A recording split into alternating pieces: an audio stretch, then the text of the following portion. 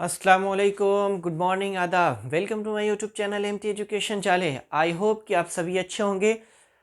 चलिए आज हम लोग चर्चा करने वाले हैं क्लास 10th एनसीईआरटी मैथ प्रश्नावली 1.1, जिसका क्वेश्चन नंबर 2 हम लोग आज सॉल्व करेंगे। 1 हम लोगों ने सॉल्व कर लिया था और थ्योरी भी उसकी पढ़ ली थी।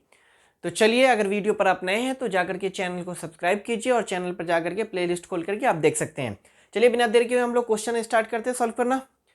दूसरा क्वेश्चन बोलता है बाबू, दर्शाइए कि कोई भी धनात्मक विषम पूर्णांक, क्या बोल रहा है बाबू, कोई भी धनात्मक विषम पूर्णांक 6q+1 तथा 6q+3 या 6q+5 के रूप का होता है, जहां q कोई पूर्णांक है। ठीक है, क्या है बाबू, q कोई पूर्णांक है। तो चलिए सॉल्व करते हैं हम लोग। तो सबसे पहले लिखेंगे बाबू सॉल्यूशन। लिख लिया। मान लेंगे, जैसे कि मान लेंगे हम, माना कि ए कोई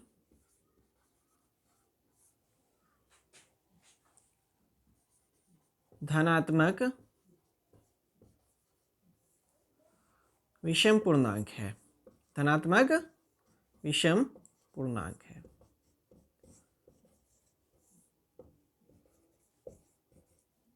ठीक है, माना कि ए कोई धनात्मक विषम पूर्णांक है। अब हम क्या करेंगे बाबू, आप लोगों को मैंने एक पढ़ाया था यूक्लिड विभाजन एल्गोरिथम या प्रमेय का, ठीक है, उससे। इसलिए यूक्लिड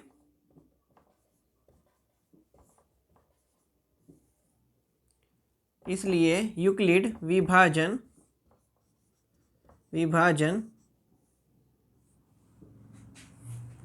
प्रमेयिका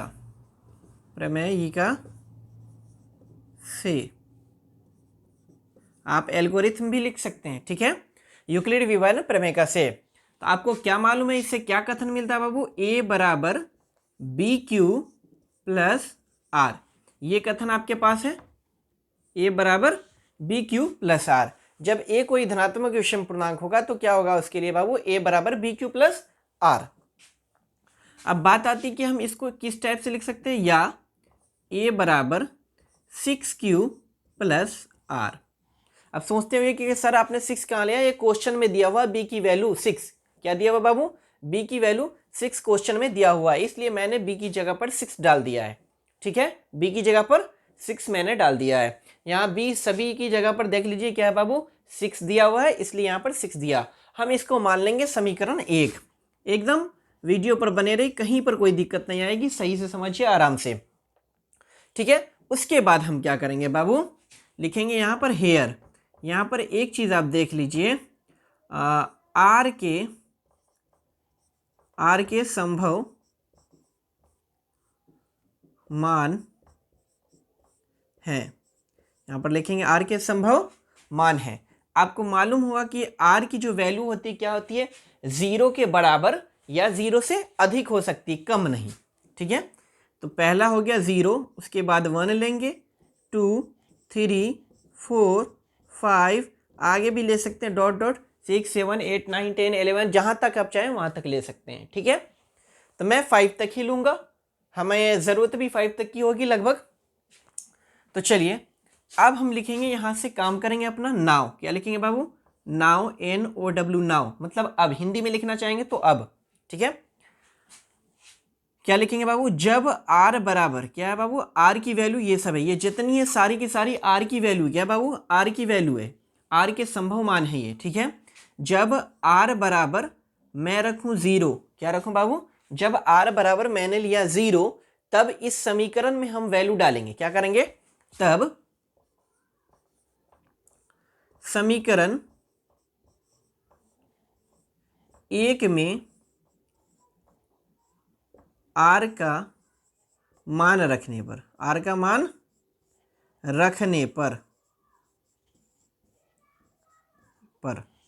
अब देखिए यहां पर क्या किया मैंने, समीकरण 1 में क्या किया बाबू, r की वैल्यू डालूंगा जब r बराबर 0 हो, यहां पर हो लिख लीजिएगा, तब समीकरण 1 में r का मान रखने पर। तो समीकरण 1 क्या है बाबू, a बराबर 6q+r, तो a की वैल्यू भी a ही रहेगी, 6q की वैल्यू 6q ही रहेगी, और आर की वैल्यू हम रख देंगे 0। इस तरीके से आप अगर देखेंगे बाबू तो सही से देखिए, ए बराबर 6q प्लस 0, या हम 6q भी इसको करेंगे, ऐड करेंगे 0 तो कुछ भी नहीं होगा, मतलब कि 6q का 6q ही हो जाएगा। अगर हम आप सही से देखें तो ये बाबू समीकरण हम इसको मानेंगे 2। क्या मानेंगे बाबू? समीकरण 2। और यहाँ पर ये हो गया सम। अभी बात आपको समझ में नहीं आएगी कि सर ये सम क्या है और विषम क्या है। ये सम संख्या हो गई, ठीक है। अभी मैं इसको डिटेल में आपको आगे बताऊंगा, जब पूरा हो जाएगा ना तब बताऊंगा मैं। इसी तरीके से हम क्या होगा, इसी प्रकार से हम आर की वैल्यू एक एक करके क्या करेंगे, सभी में डाल देंगे। मतलब कि 1 रखेंगे, 2 रखेंगे, 3 रखेंगे, 4 रखेंगे, 5 रखेंगे। लिख लीजिए इसी प्रकार, इसी प्रकार, इसी प्रकार, ठीक है। इसी प्रकार क्या करेंगे, आर बराबर जब 1 होगा तो क्या होगा बाबू, आर बराबर जब 1 होगा, क्या होगा बाबू, जब आर बराबर 1, ठीक है, तब क्या हो जाएगा बाबू आपके लिए, ए बराबर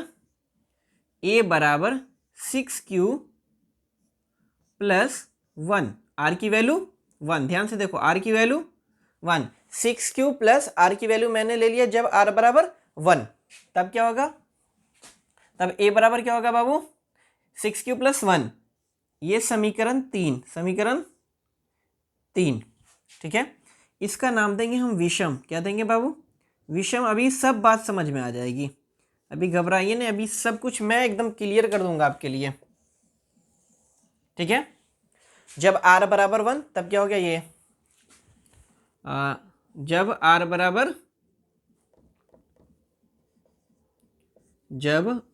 बराबर क्या 2 रखूं तब क्या हो जाएगा, ए बराबर 6q प्लस 2, जो कि ये है समीकरण नंबर हमारा 4, ठीक है। जब आर बराबर क्या बाबू 3, यहां लिख लेंगे हम सम। क्या लिख लेंगे बाबू, सम। जब आर बराबर 3 होगा तब क्या हो जाएगा बाबू, समीकरण 1 में फिर से हम वैल्यू डालेंगे तो वही हो जाएगा, ए बराबर 6q प्लस 3, समीकरण नंबर 5, इसको हम नाम देंगे विषम। क्या नाम देंगे बाबू, विषम। अभी सारी चीज समझाऊंगा कि सम क्या है, विषम क्यों है, ठीक है। जब आर बराबर 4, जब आर बराबर 4, ठीक है, तब क्या होगा, ए बराबर 6q प्लस 4, समीकरण 6, इसको हम मानेंगे सम। क्या मानेंगे बाबू, सम। अब उसके बाद आ रही है जब आर बराबर, ध्यान से देखो, जब आर बराबर क्या होगा बाबू, आर बराबर 4 तक तो मैंने रख लिया 5, तब ए बराबर 6q प्लस 5, ये समीकरण नंबर 7, ठीक है। अब इसमें हम लिख लें, ये हो गया विषम। क्या हो गया बाबू, विषम। अब कहिएगा सर ये तो हम समीकरण तो समझ में आ गया कि आपने सभी में आर की वैल्यू रखी है, आर की जगह पर 0, तो ये समीकरण 1 हुआ 6q प्लस 0। अब बराबर क्या रहा, आपने ऐड किया 0 तो उसमें क्या हो गया 6q, ये तो बात समझ में आ गई।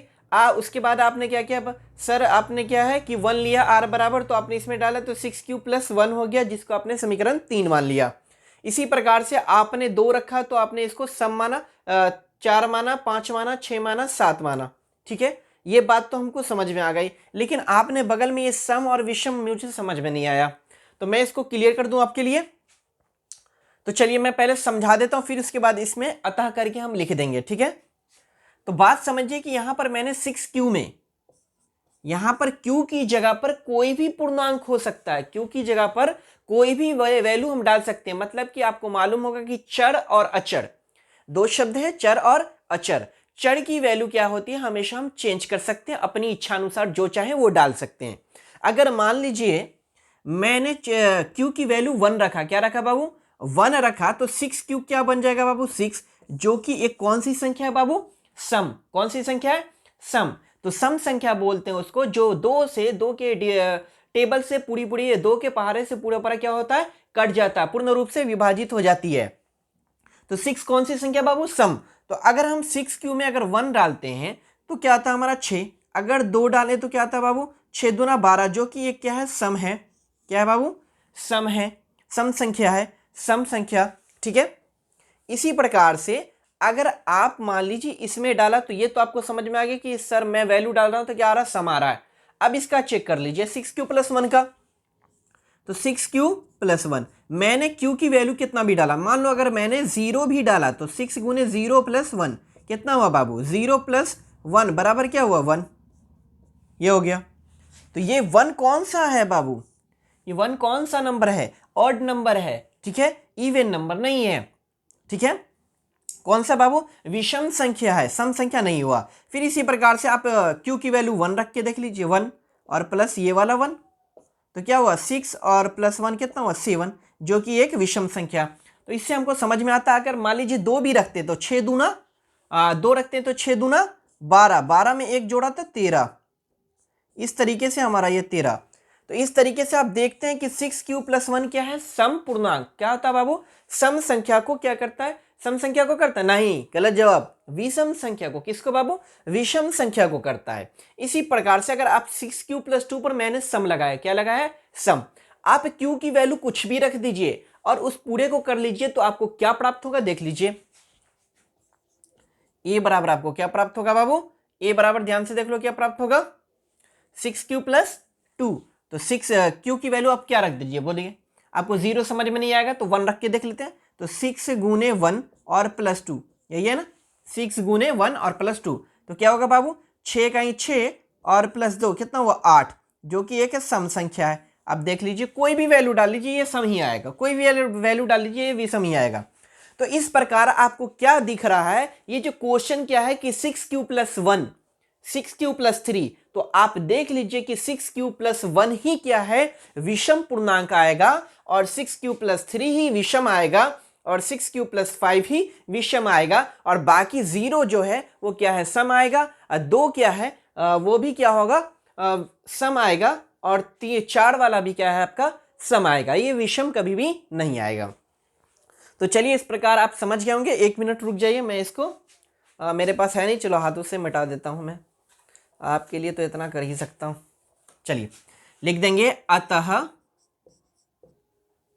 लिखेंगे अतः समीकरण, या तो आप इस प्रकार से भी लिख सकते हैं समीकरण कितना कितना है बाबू, आपने कितना कितना कैलकुलेट किया, जो विषम है विषम वाले को देख लेना है। नंबर 3 कितना है बाबू समीकरण 3, उसके बाद कौन सा विषम आया समीकरण 5, समीकरण 5 इसको गोल कर लेंगे समीकरण 5, उसके बाद कौन सा समीकरण 7, समीकरण 7 से। ठीक है, अतः कोई भी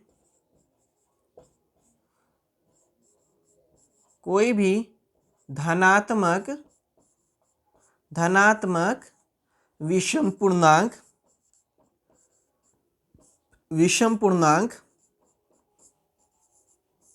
क्या होता है बाबू, कोई भी धनात्मक विषम पूर्णांक 6q+1 6q+3 या 6q+2 या 6q+2 नहीं बाबू 6q+3 बोलते भी नहीं हो, 6q+3 या 6q+5 के रूप का होता है।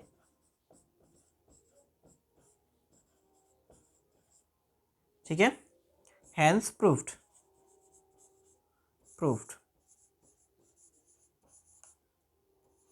ठीक है, इस तरीके से हम लिख देंगे। देखिए आपको क्या करना, कुछ भी नहीं, बहुत इजी एकदम। सबसे पहले एक विषम पूर्णांक मान लेना कि ए है।